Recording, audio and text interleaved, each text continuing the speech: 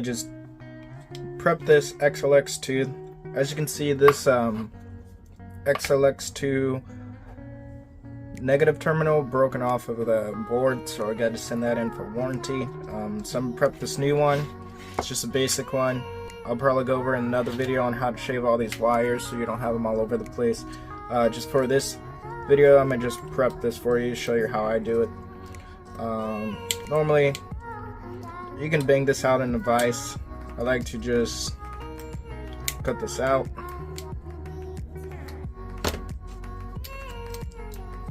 It's just plastic. A little bit more.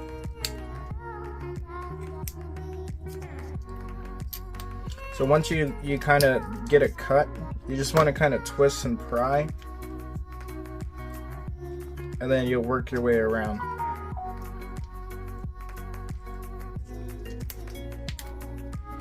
Now that that's off, do the same thing on the other side.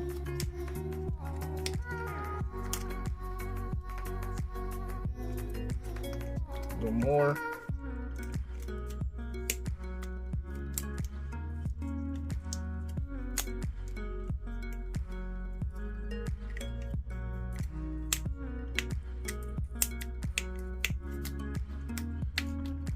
Alright, so that's what we literally want to take off.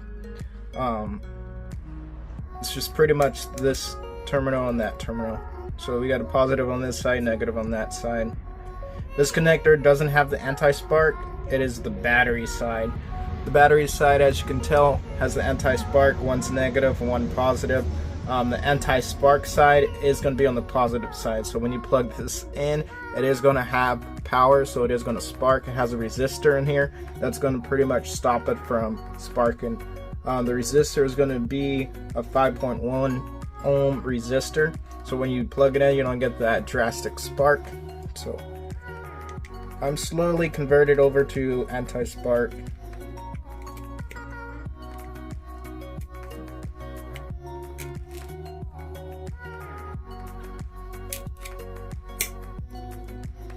Got that one cut.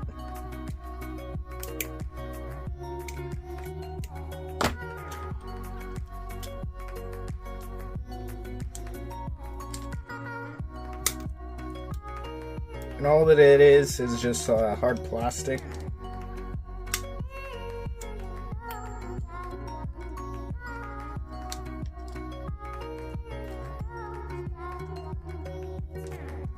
So we got one free.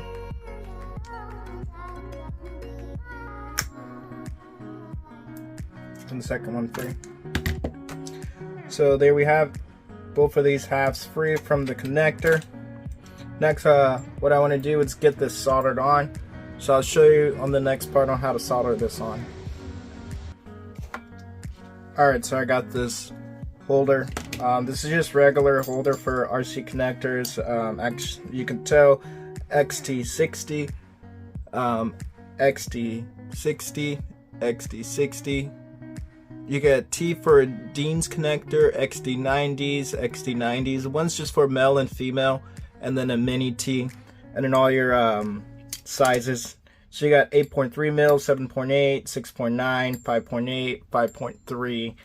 Same thing on this side. It goes a little bit smaller for all your barrel connectors. So I'm gonna put it into the 8.3. So what I'm gonna do is get this terminal nice and hot. Put some flux in there. I'm just using a torch. I'm not going to really be soldering this with a soldering iron, because I'm going to show you a different trick that I like to use, since these are already kind of pre-tinned from the factory.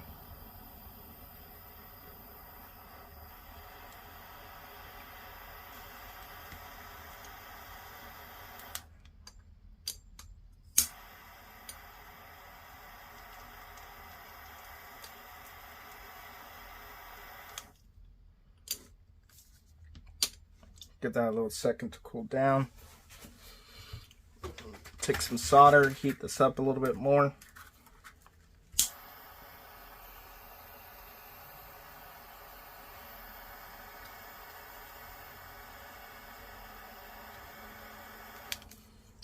Doesn't want to go just yet, so Let's get some solder started. And you do want to be careful because it's going to be very hot. So I'm going to heat this bullet on the back side, feed some solder.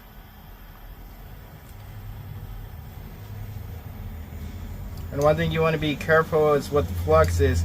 It's trying to wick the solder in. You're not trying to melt it all together. You're trying to get a nice pool.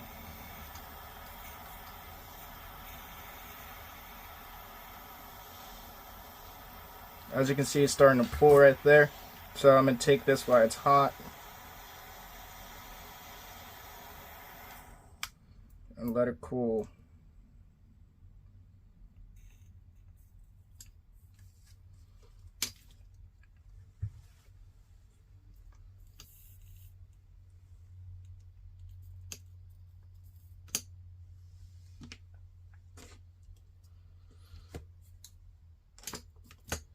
It is going to be hot, so do be careful when handling this at your own risk. I'm not going to be responsible for someone burning their house down, things like that. So take all this knowledge at your own risk. Try it at your own risk.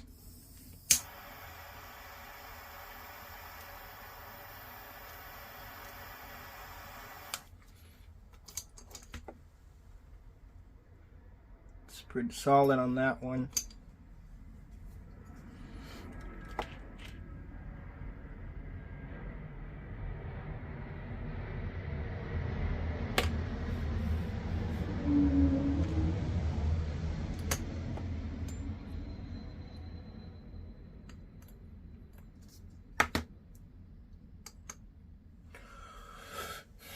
So that side's pretty much good. What we're going to do is let that cool down. I'm going to stick it back in this bullet.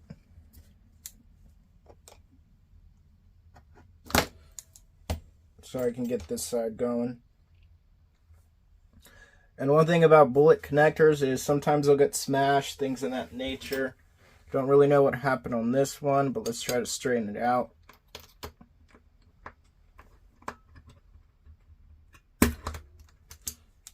There we go. And that's one trick I use is a punch. And it's a hydraulic punch, so it'll make that go out just to the perfect width that we need. Let's do the same thing on this one. We'll get this all heated up.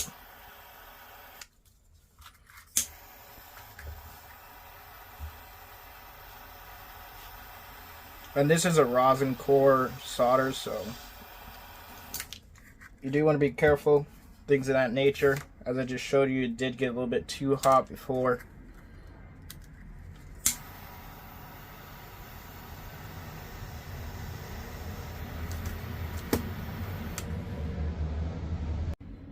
So I'm going to heat this backside of this bullet up. And the main thing with soldering is people think that we're trying to melt all these metals together. Solder is just literally creating a path for the wires to wick together and create a strong bond. Too much solder is going to cause too much resistance. Too much wicking from the flux is going to cause too much resistance because you're going to wick a lot of solder in the wires. So we do create a hard spot on the wire.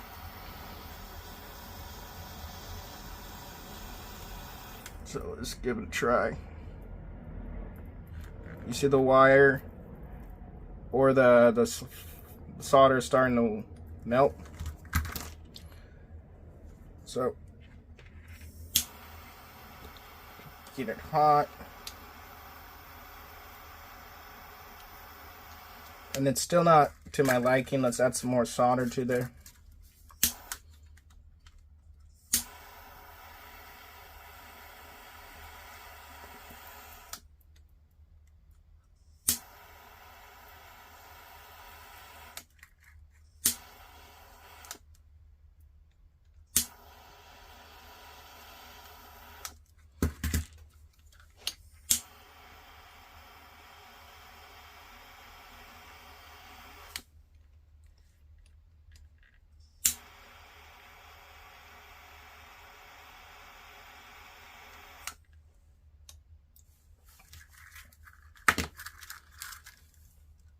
So you do want to get that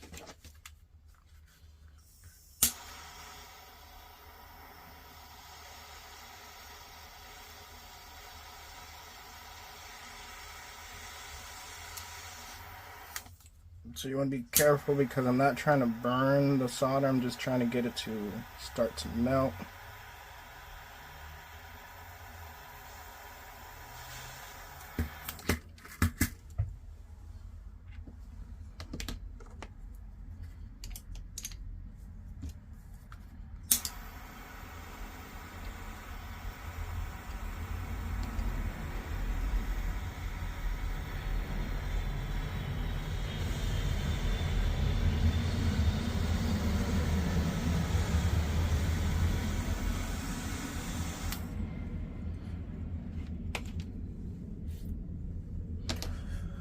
It's just like that. Got this wired, pretty soldered.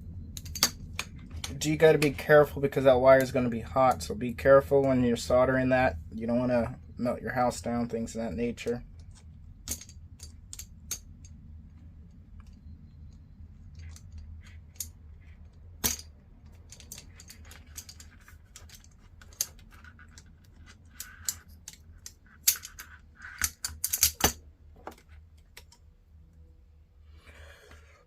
So there we have it. Got this wire all soldered up.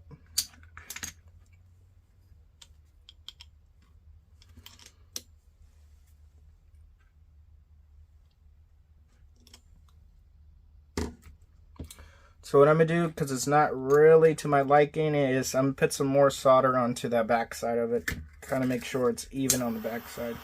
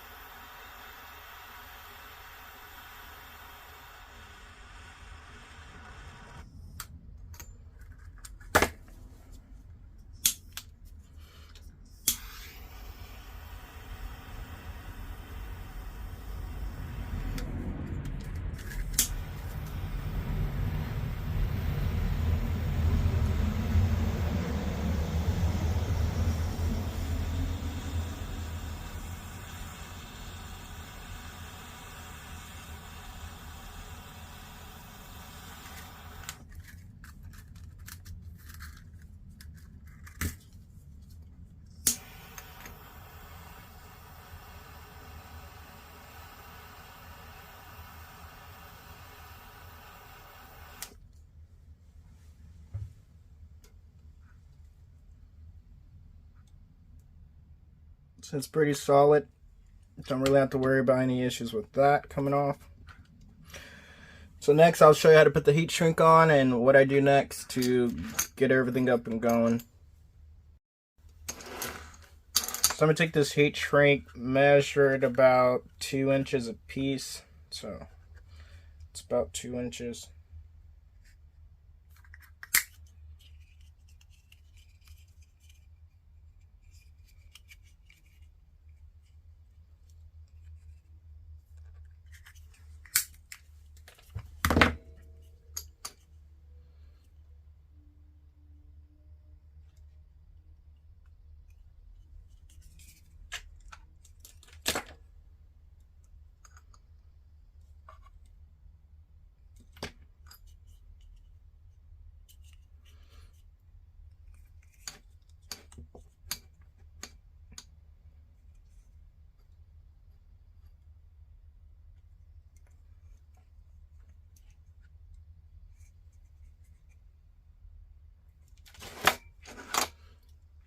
So we got that one starting to melt together by itself because of the heat still. There we go.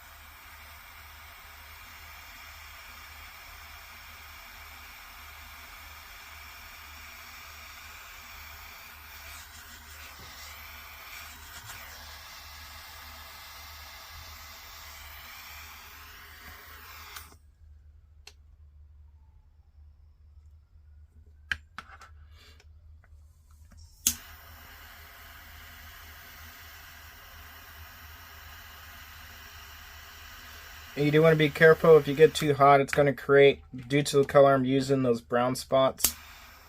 So I want to keep my distance.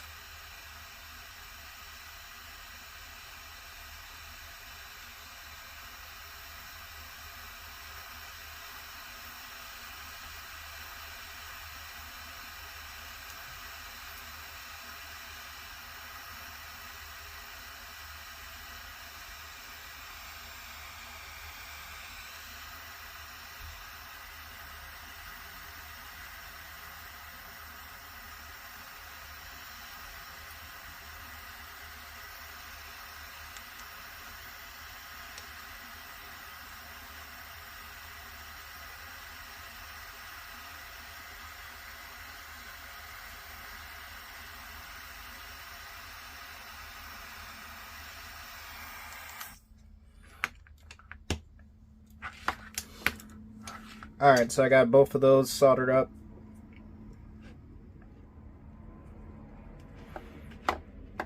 Let those cool down.